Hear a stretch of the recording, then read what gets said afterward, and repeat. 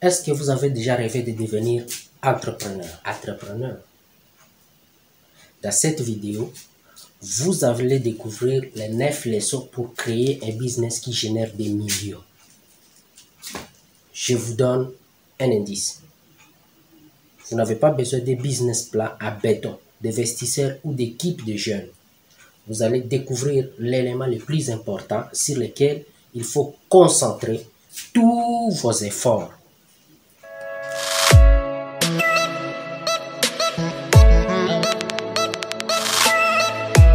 Salut à tous, moi c'est Baraka Mkombozi, jeune entrepreneur africain.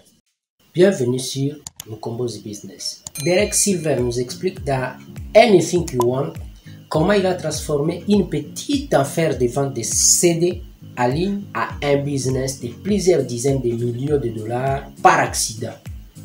Il nous raconte les principales leçons qu'il a apprises lors des 10 années qu'il a passées à la tête de sa boîte. Leçon numéro 1. Trouvez des solutions à vos problèmes. Quand vous trouvez des solutions aux problèmes que vous rencontrez vous-même, il y a de fortes chances que cette solution soit aussi utile à d'autres personnes. C'est une leçon que Derek a découvert malgré lui. Il n'avait aucune intention de créer un business. Mais quand vous vous rendez réellement utile et que vous apportez des solutions à des problèmes, les gens commencent à avoir besoin de vous. Et le meilleur moyen de pouvoir aider les gens à grande échelle, c'est de créer un business. Leçon numéro 2, créez votre utopie. Quand vous créez une entreprise, vous avez l'opportunité de créer un univers dans lequel vous contrôlez toutes les règles. C'est votre utopie. En tant que musicien, Derek rêvait de pouvoir permettre à tous les musiciens indépendants de faire connaître leur musique et d'en vivre sans rendre compte à personne. Ça a donc été exactement la philosophie de sa boîte.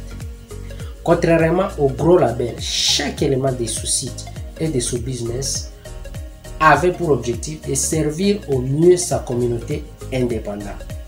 Leçon numéro 3. Ne vous concentrez pas sur l'argent. Servez au mieux vos clients et l'argent suivra. Quand CD Baby est devenu un vrai succès au bout de quelques années, les médias ont dit qu'il avait révolutionné l'industrie de la musique. Mais attention, les gens parlent de la révolution seulement quand vous avez réussi. Avant ça, vous êtes juste un mec bizarre qui fait des choses différemment. Les gens pensent qu'une révolution, ça implique de changer les choses, de force, de prendre des marteaux, avec tout le monde dans la rue, les poings levés, et ainsi de suite. Non. Si vous considérez qu'une histoire d'amour doit forcément ressembler à Roméo et Juliette, vous risquez de passer à côté d'une belle relation qui se construit dans le temps. Si vous pensez aussi qu'une révolution doit ressembler à une guerre civile, vous passerez à côté de ce qui compte vraiment. Servir au mieux les gens, jour après jour. Quand vous créerez quelque chose de grand, ça aura l'air de révolution. Vous aurez simplement l'air de faire les choses différemment et créer de la valeur pour votre communauté. Il faut toujours garder à tête que chaque décision, que ce soit la décision d'accroître votre business, lever des fonds ou de promouvoir quelqu'un, doit être prise dans l'intérêt d'un fonds client. Si vous n'êtes pas sûr de ce que les clients veulent, vous pouvez toujours leur demander. C'est tout simple. Et faire en sorte de répondre à leurs besoins. Aucun client ne vous dira jamais de vous focaliser sur la croissance. Ils veulent tout simplement que vous les serviez au mieux. Ça peut paraître contre-intuitif, mais la meilleure façon de faire croître ce business, c'est de vous focaliser à 100% sur l'attente de vos consommateurs actuels. Faites-les rêver et ils en parleront à tout le monde. Je passe ces épaisse de temps sur ces points-là parce que je considère que c'est le point le plus important à travers toutes les vidéos que j'ai pu publier jusqu'à maintenant. Leçon numéro 4. Dans la continuité du point précédent, vous devez vous focaliser sur le nombre de personnes que vous servez au mieux. Méfiez-vous quand quelqu'un ou vous-même commence à dire qu'il veut créer quelque chose de grandiose, mais qu'il a besoin d'élever les fonds, en général, ça veut dire que la personne est intéressée par quelque chose de grandiose et massif plutôt que de faire quelque chose d'utile. Pour qu'une idée devienne quelque chose de massif, il faut qu'elle soit d'abord utile. Et pour ça, vous n'avez pas besoin d'élever les fonds. Si vous voulez être utile, vous pouvez commencer maintenant. À commencer par 1% de votre vision ultime. Ça sera un petit prototype de votre vision ultime, mais au moins, vous serez dans la partie. Et vous serez d'ailleurs en avance sur tout le grand parleur, parce que vous aurez réellement commencé pendant que tous les autres seront à l'attente que la ligne d'arrivée apparaisse soudainement à la ligne de départ. Imaginons que votre vision ultime soit de créer une école internationale de musique. Vous imaginez un truc énorme avec des centaines d'employés, de bureaux partout dans le monde et qui crée un impact dans la vie de milliers de personnes. Mais plutôt que d'attendre que ça arrive ou que vous récoltiez des fonds pour vous lasser, vous commencez par apprendre le piano à un pote cette semaine qui vous paye un peu pour vous remercier. Vous réalisez que cette entente soit loin d'être ce que vous passiez. Vous vous adaptez.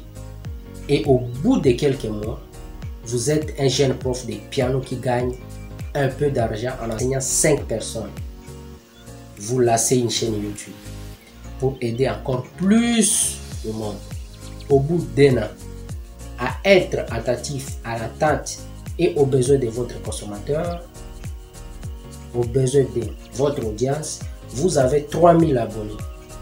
3000 personnes qui s'intéressent à ce que vous avez à raconter sur le piano. Les opportunités se multiplient. Vous êtes invité à jouer dans une école et de faire un duo avec une petite star montante, et avant que vous ayez le temps de réaliser ce qui se passe vraiment, vous avez des milliers de fans qui rêvent que vous leur appreniez à jouer d'un instrument. Toutes les erreurs que vous avez faites jusqu'à aujourd'hui n'ont plus d'importance puisque plus grand monde ne faisait attention à vous jusque-là. Les bases sont posées, vous êtes plein de confiance et prêt à vous attaquer à la prochaine étape de votre vision ultime. Leçon numéro 5. Commencez maintenant. Je dis bien commencez maintenant. Les idées sont juste des multiplicateurs de l'exécution. On attend plein de gens avoir des idées et dire « Oh, je suis désolé, je n'ai pas besoin d'en parler, je n'ai pas envie que je me fasse voler mon idée, ou ainsi de suite, quoi que ce soit. Voilà, ceci, j'ai une idée pour Uber, j'ai une idée pour une maison, j'ai une idée pour les taxis, ainsi de suite. » Il y a plein d'idées. Mais attention, les idées n'ont aucune valeur sans exécution. C'est juste des multiplicateurs. Par contre, l'exécution vaut des millions. On peut voir ça comme ça. Si vous avez une très mauvaise idée, on va dire qu'elle vaut -1. Si vous avez une brillante idée, elle vaut 20. Une très mauvaise exécution vaudrait $1. Une exécution brillante vaudrait 10 millions de dollars. Pour déterminer le succès des business, vous multipliez les deux éléments. L'idée la plus brillante, sans exécution, vaut $20. On va dire que vous pouvez la revendre à quelqu'un pour $20. Une idée brillante vale 20 millions de dollars. Il faut une très bonne exécution. Vos bonnes idées et laissez plutôt votre exécution parler pour vous. Leçon numéro 6. Acceptez que les plans changent. Dans le résumé du livre, on m'avait dit que c'était impossible. On parle du pivot. Quand un business commence son activité, il se heurte à la réalité et ses plans changent. Soit il meurt, soit il écoute le marché et en sort renforcé comme quand Derek a lancé CD Baby. Ça servait juste à encaisser la vente de ses albums par carte de crédit. Mais un jour, quelqu'un de l'étranger lui a envoyé un message. Est-ce qu'il y a des nouvelles sorties des albums sur ton site? Des nouvelles sorties d'albums? Oh, oh. Il pense que je suis une boutique en ligne. Et c'est comme ça que c'est devenu une boutique en ligne. 5 ans plus tard, Apple lui contactait pour devenir fournisseur de musique. Il n'avait pas passé à ça non plus. Si vous êtes sûr à 100% de ce que fera votre business après le lancement, rappelez-vous bien de ça. Aucun business plan ne survit au contact avec le consommateur. Leçon numéro 7. Excluez fièrement des gens. On peut facilement se retrouver à essayer à plaire à tout le monde. Derek nous dit qu'il faut exclure fièrement les gens qui n'adhèrent pas à notre message et que c'est comme ça qu'on pourrait servir au mieux notre communauté et créer une vraie relation avec elle. Le monde est grand. Vous pouvez facilement laisser de côté 99% des personnes et montrer au 1% restant à quel point elles comptent vraiment pour vous. Leçon numéro 8. Rendez-vous inutile. Derek nous partage à quel point il s'est retrouvé coincé dans son entreprise parce que dans le système qu'il avait créé, toutes les décisions dépendaient de lui. Être employé de son entreprise, ça a un goût de liberté au début, jusqu'à ce que vous réalisez que si vous preniez des vacances, votre business s'écroule.